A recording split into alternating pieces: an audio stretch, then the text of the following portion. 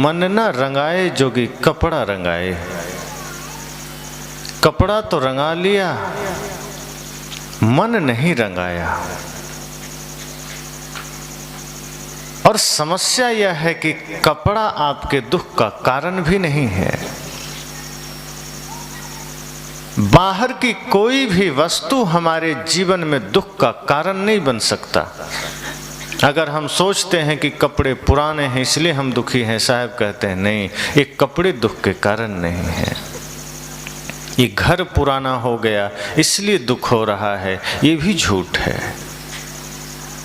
अगर कपड़ा दुख का कारण होता, घर दुख का कारण होता, धन दुख का कारण होता कि धन नहीं है इसलिए दुखी हैं, तो माता शबरी तो कभी सुखी हो ही नहीं सकती थी, क्योंकि उनके पास तो कपड़े का भी अभाव था, धन का भी अभाव था, घर का भी अभाव था, फिर भी परमानंद में थी। साहब कहते हैं नहीं, कारण कुछ और है, आपके दुख का वजह कुछ और है, हम देख नहीं पाते हैं।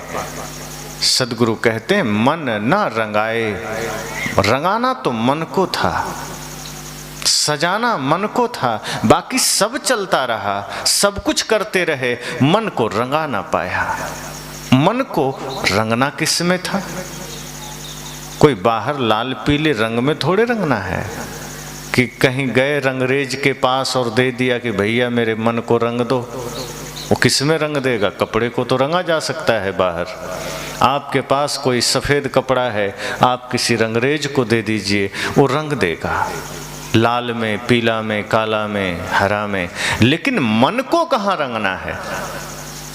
तो साहब ने कहा है ना, सदगुरु है रंगरेज चुनरी मोरी रंग डाली। फिर अगर मन को रंगना है तो सदगुरु रंगरेज है। ये बाहर के रंगरेजों से काम नहीं चलेगा। ये बाहर जो रंगने वाले लोग हैं उनसे ये मन नहीं रंगा जा सकता। सदगुरु के पास जब यह मन जाता है तो सदगुरु इसे ज्ञान के रंग में रंगते हैं, सदगुरु इसे भक्ति के रंग में रंगते हैं। साहब कहते हैं मन ना रंगाए जोगी कपड़ा रंगाए। रंगाना मन को था, लेकिन कपड़ा तो रंग गया, मन न रंग सका।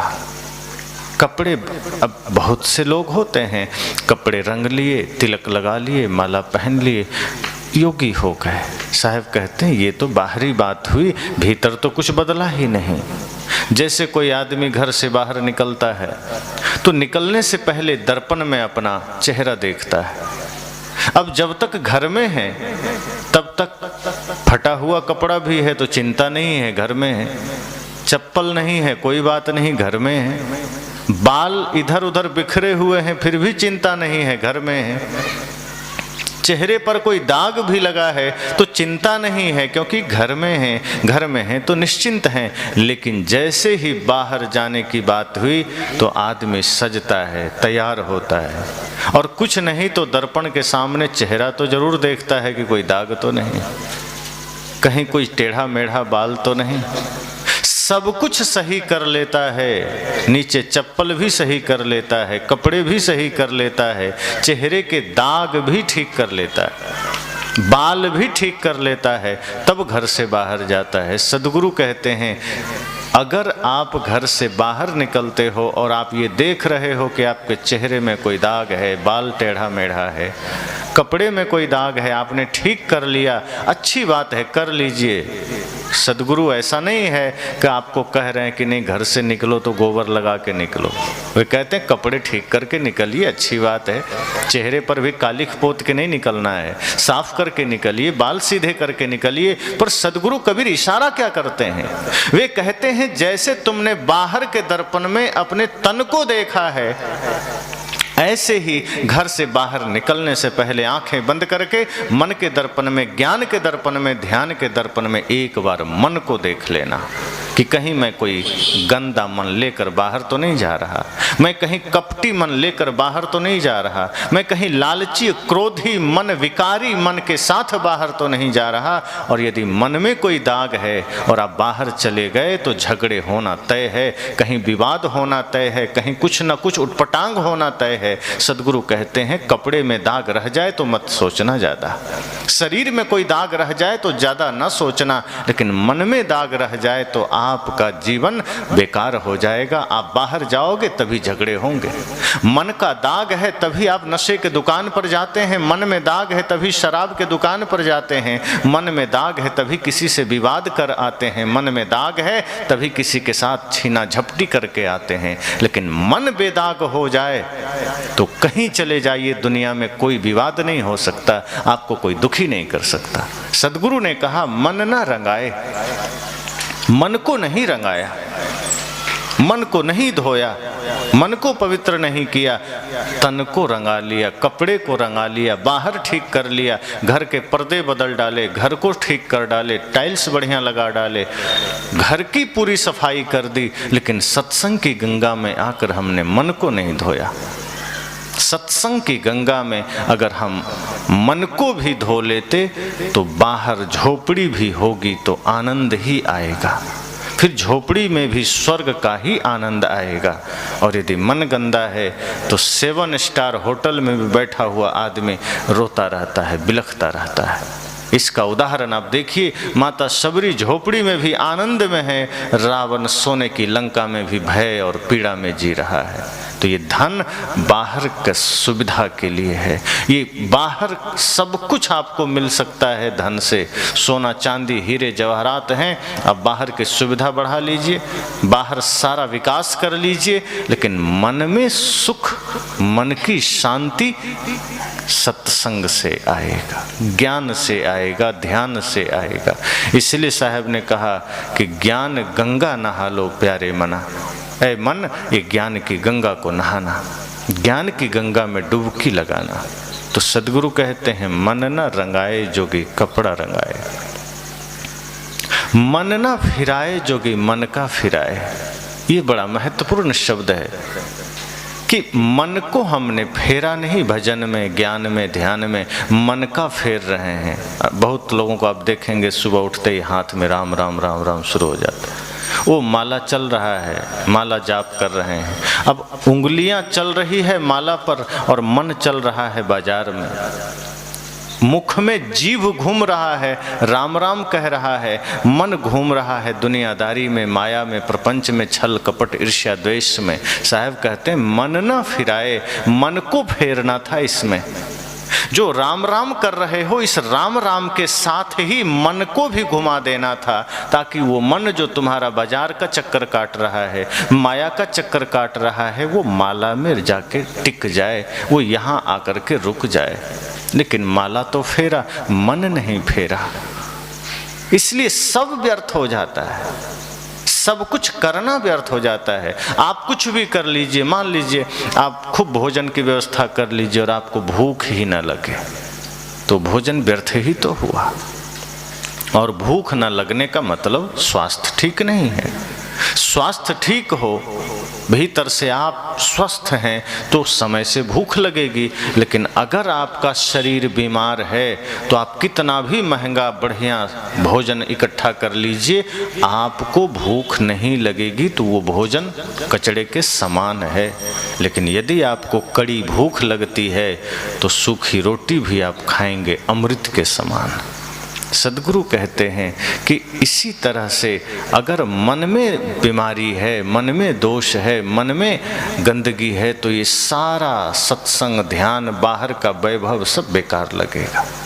ये किसी काम का नहीं होगा, कोई आनंद का कारण नहीं बन सकता। इसलिए पहली शर्त ही साहब कहते हैं मन को धोना, मन को रंगना। ये बाहर का रंग किसी काम का नहीं, ये मन को रंगने की बात है। बाहर तो हम रंग लेते हैं, भेष बना लेते हैं। अभी आपको मेला में देखेंगे, आपको सैकड़ों हजारों लोग ऐसे मिलेंगे जो सीजन के हिसाब से सन्यासी बन जाते हैं। सीजनेबल सन्यासी, जैसे कुछ फल आते हैं ना सीजन के, कुछ सब्जियां होती है सीजन के, ऐसे ही लोग धार्मिक बन जाते हैं कुछ सीजन के हिसाब से। कि कुंभ मेला आया तो वो धार्मिक बन गए।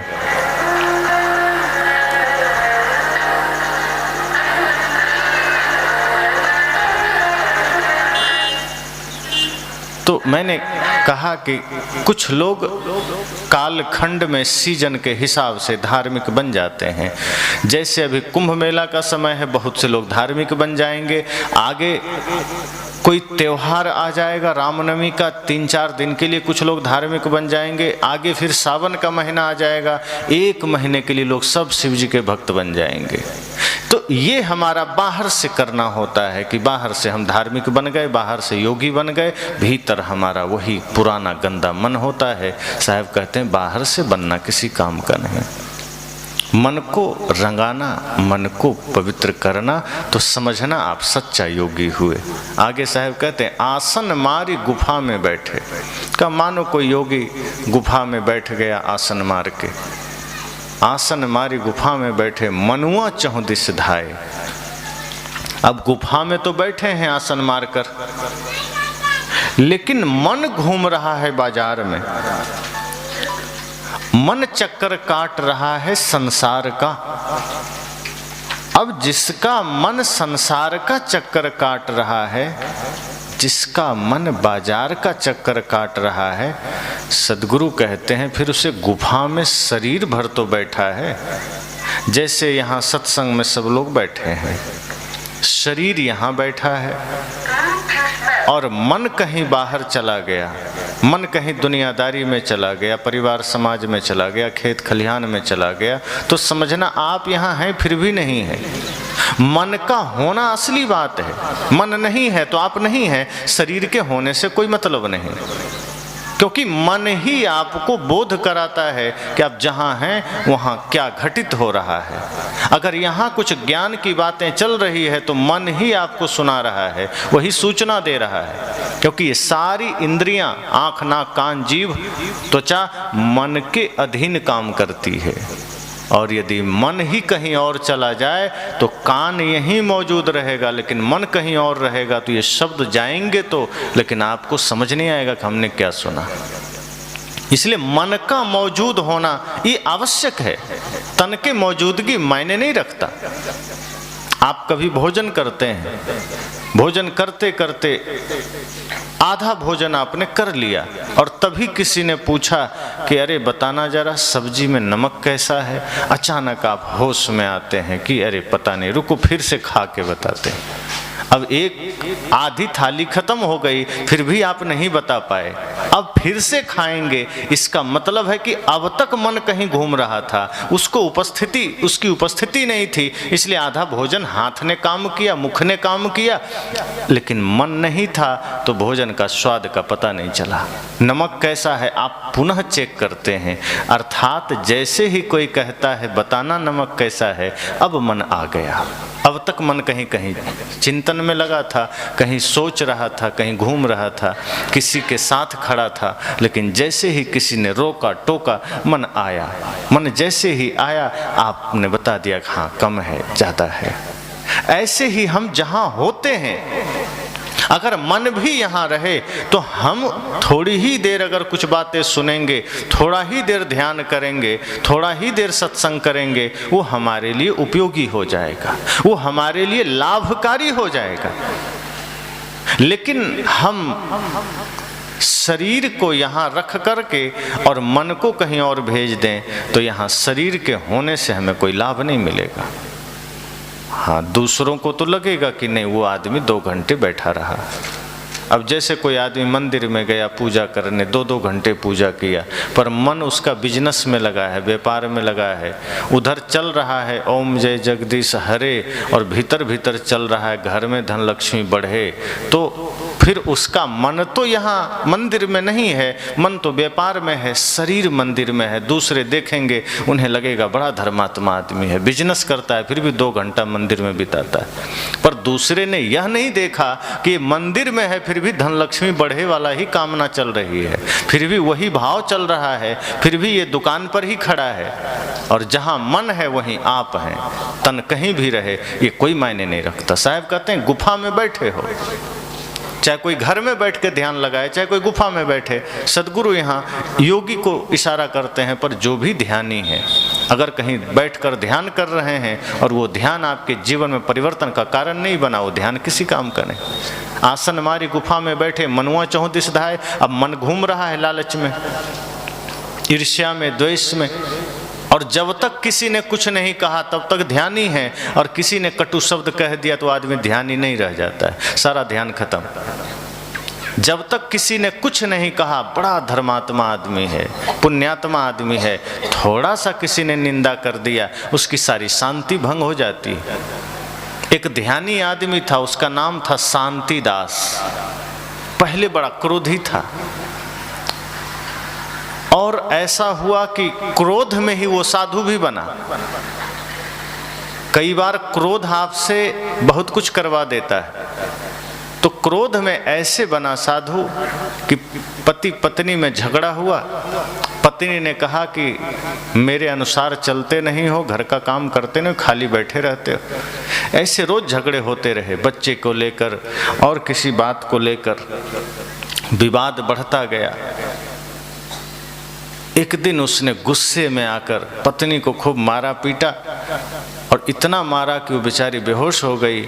लोगों ने पंचायत किया कि तुमने क्या कर दिया, उसको गलानी हुई।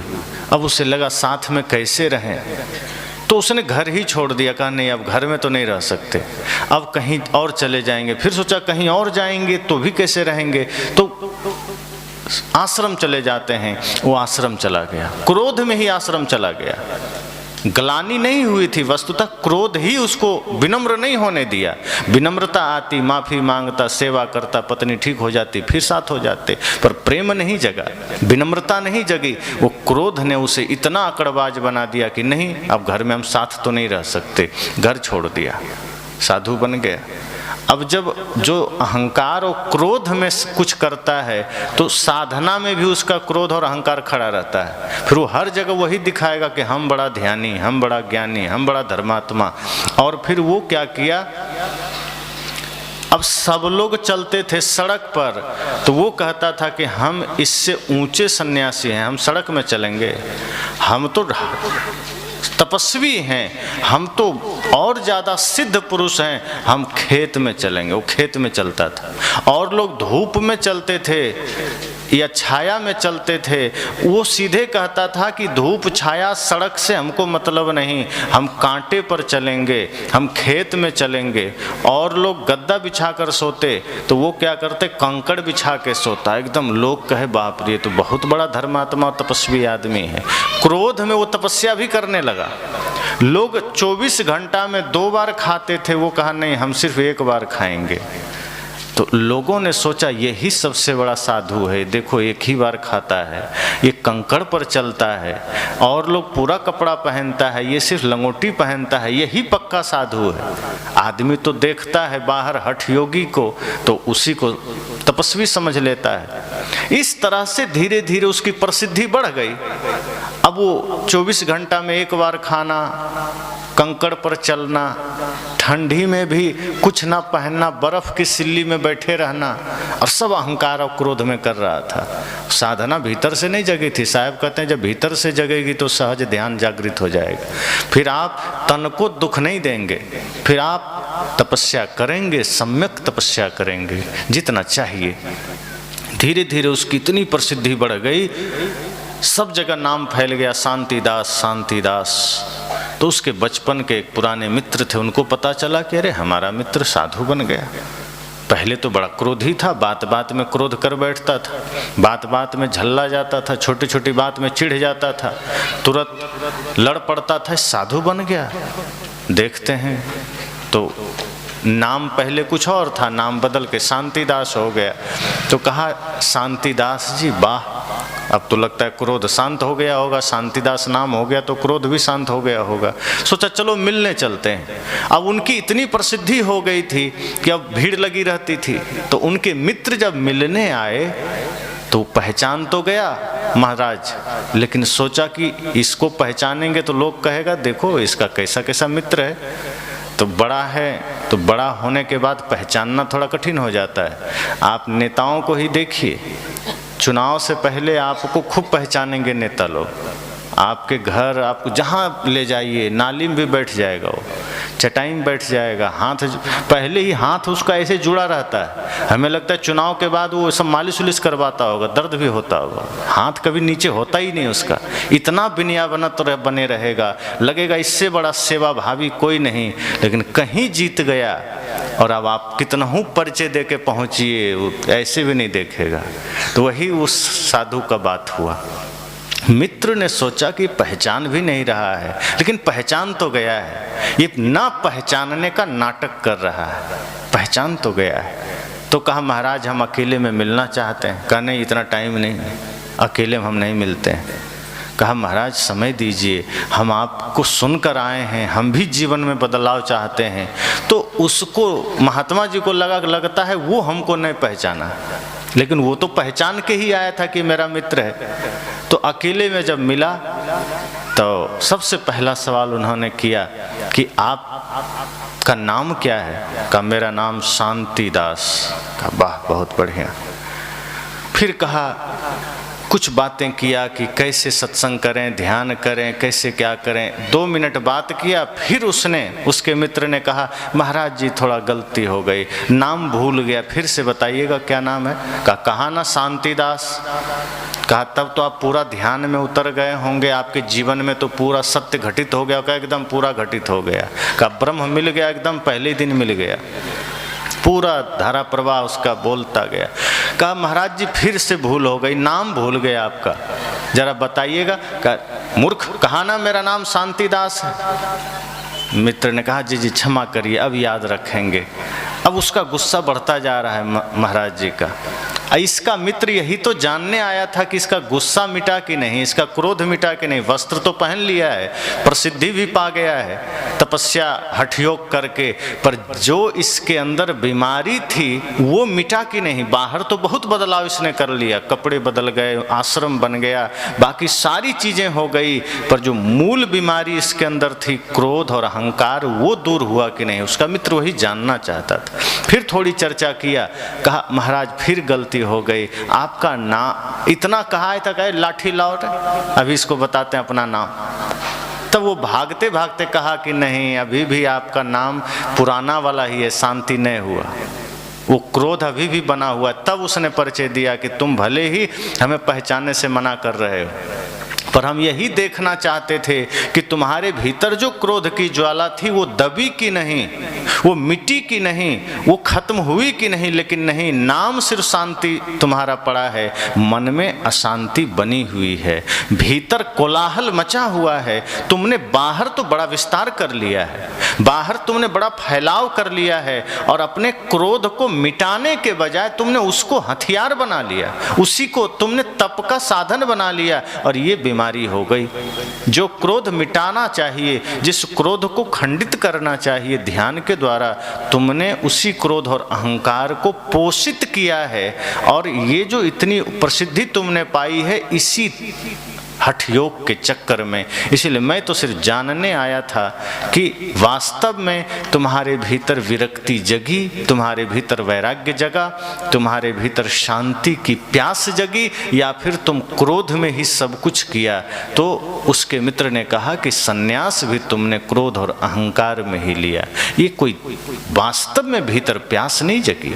अगर शांति की प्यास जगती तो शांतिदास नहीं भी रखते तो तुम शांतिदास ही होते, पर नाम तो शांतिदास है, पर तुम में शांति कहीं नजर नहीं आती है, महा अशांत है तुम्हारा जीवन। सदगुरु कहते हैं कि बाहर आसन तो जमा लिया, गुफा में बैठ गए, लेकिन भीतर मन अशांत है, भीतर मन कोहराम मचा रखा है।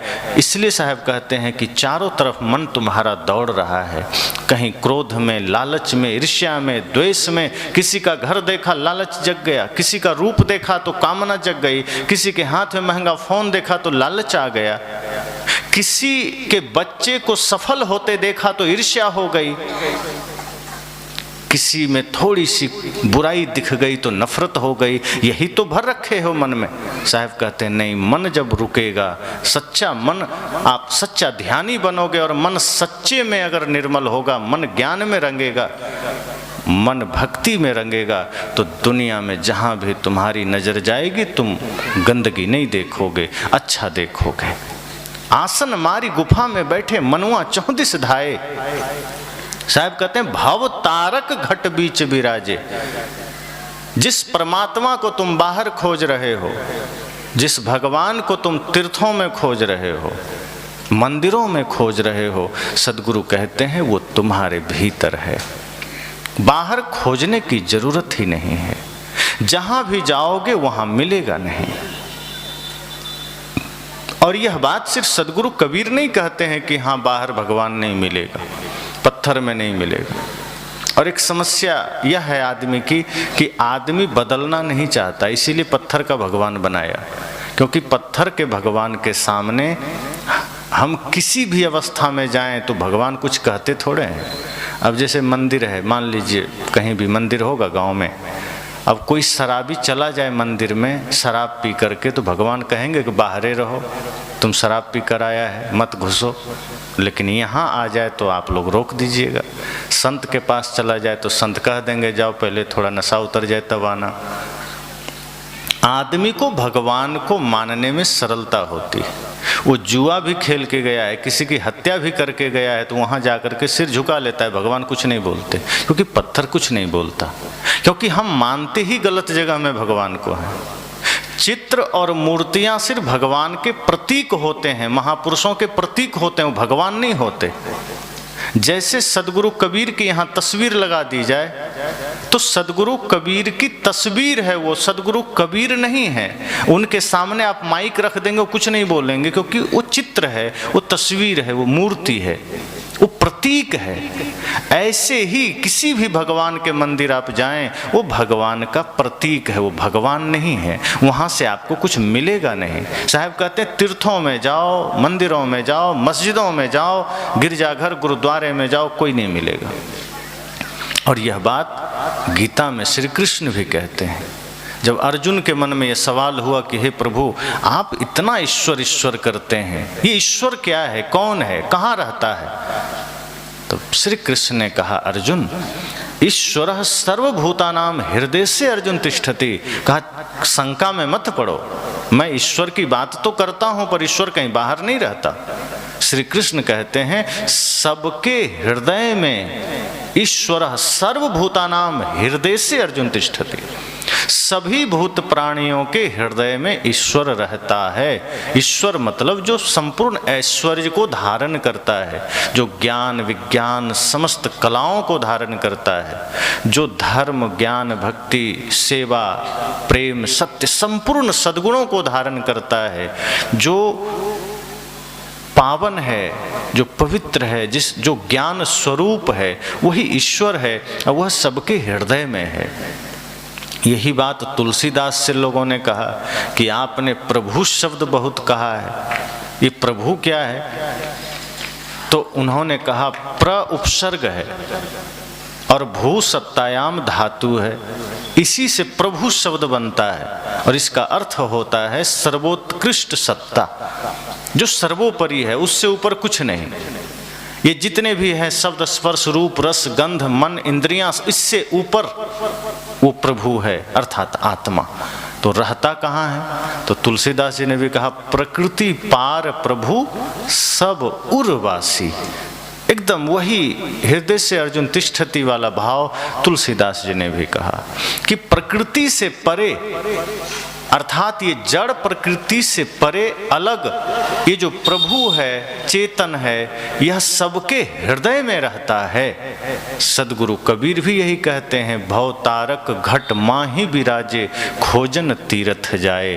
फिर भी हम मानने को राजी नहीं हैं, फिर भी हम बाहर खोज रहे हैं, आंख बंद है, बाहर ध्यान लगा रहे हैं कि वहाँ से मिल जाएंगे, वहाँ से मिल जाएंगे, कि काशी में नहीं मिले तो प्रयाग में मिल जाएंगे, द्वारिका में मिल जाएंगे, बद्रीनाथ में मिल जाएंगे, अमरनाथ में मिल जाएंगे, गंगा सागर में मिल जाएंगे, पुरी में मिल जाएंगे। साहब कहते हैं बाहर से प्रतीक हैं। वो तीर्थ कब बने? जब महापुरुषों ने तपस्वियों ने वहाँ तपस्याएं की, वो तीर्थ बन गए। आज उनकी तपस्या को आप जीवन में धारण करोगे, आपका घर भी तीर्थ बन जाएगा, आपका मन भी तीर्थ बन जाएगा। और ऋषि मुनि तो कहते हैं कि जिसका मन पवित्र है उससे बड़ा कोई तीर्थ नहीं, पवित्र मन से बड़ा कोई तीर्थ नहीं।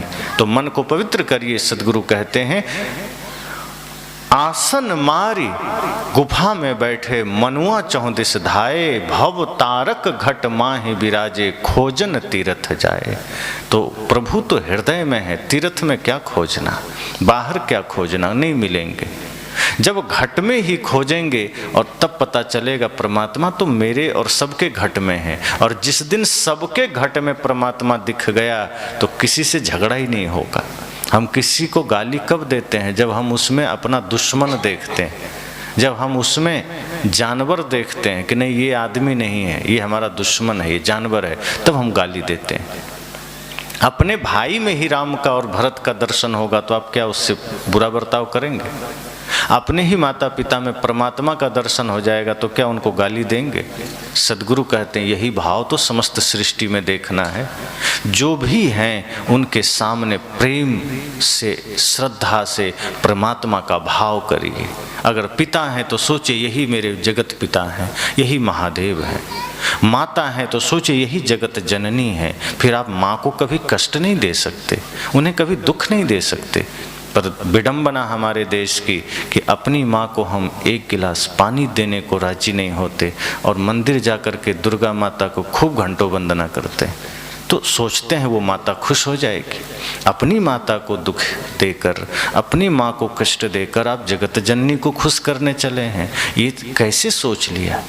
उसी जगत जननी के अंश तो सभी हैं, वो जगत जननी इन्हीं में विराजमान है। अगर इनको आपने श्रद्धा सम्मान से सेवा कर दिया, इनके आंखों में आंसू ना आने दिया, तो समझना भगवती खुश हो जाएंगी। अगर पिता की सेवा कर दिया श्रद्धा से तो समझना भगवान खुश हो जाएंगे।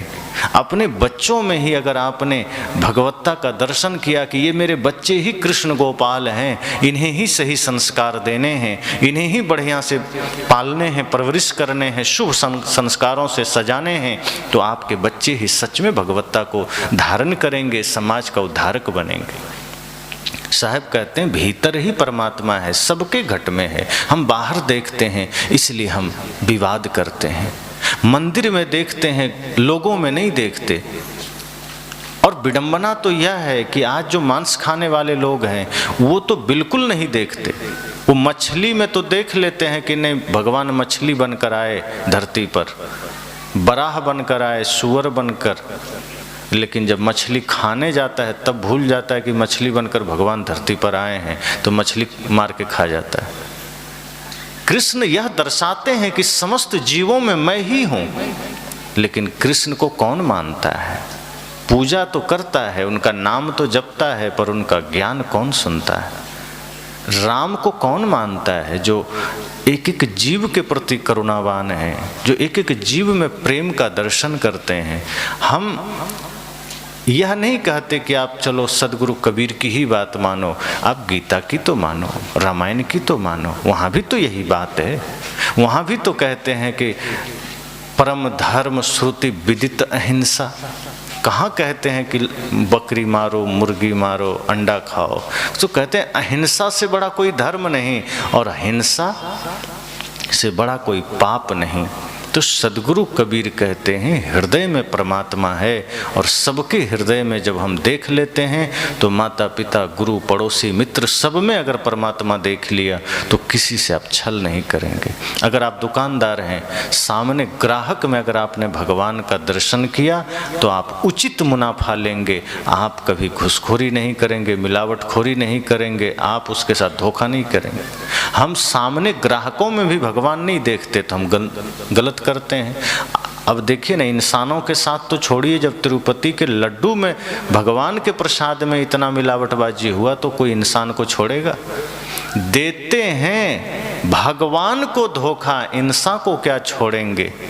गीत सुना है आपने कि जो भगवान को ही धोखा दे रहा है तो इंसानों को छोड़ेंगे? तो जो भगवान में भी भगवान न देख पाया वो इंसान में भगवान कहाँ से देखेगा? तो सदगुरु कबीर कहते हैं जो व्यक्ति आज धर्म के विरुद्ध चल रहा है, जो मांस खा रहा है, जो हिंसा कर रहा है, जो नशा कर रहा है, जो माता पिता गुरु का अपमान कर रहा है, जो देश के प्रति वफादार नहीं है, वही तो आज का निशाचर और राक्षस है। नाम तो लेगा राम का, कृष्ण का, बुद्ध, महावीर, कबीर का, जीवन जिएगा राक्षस का। साहब कहते हैं इसकी पहचान करो और ऐसे राक्षसों से सावधान, या तो बदलेंगे नहीं तो बदलेंगे भी नहीं। बहुत ऐसे राक्षस हैं जो पाहन में क्या मारिए जो चोखा तीर नसाए वाला हाल है कि उसको समझाने जाओ तो आप ही को समझा देंगे। एक जगह ट्रेन में एक आदमी सिगरेट पी रहा था, मैंने कहा दिक्कत हो रही है जरा नीचे उतर के पीजिए। कहा क्यों, पैसा लगा है, आप ही नीचे हो जाइए। हम कहे आपके वजह से 10-15 लोग को दिक्कत हो रही है। कोई दिक्कत नहीं।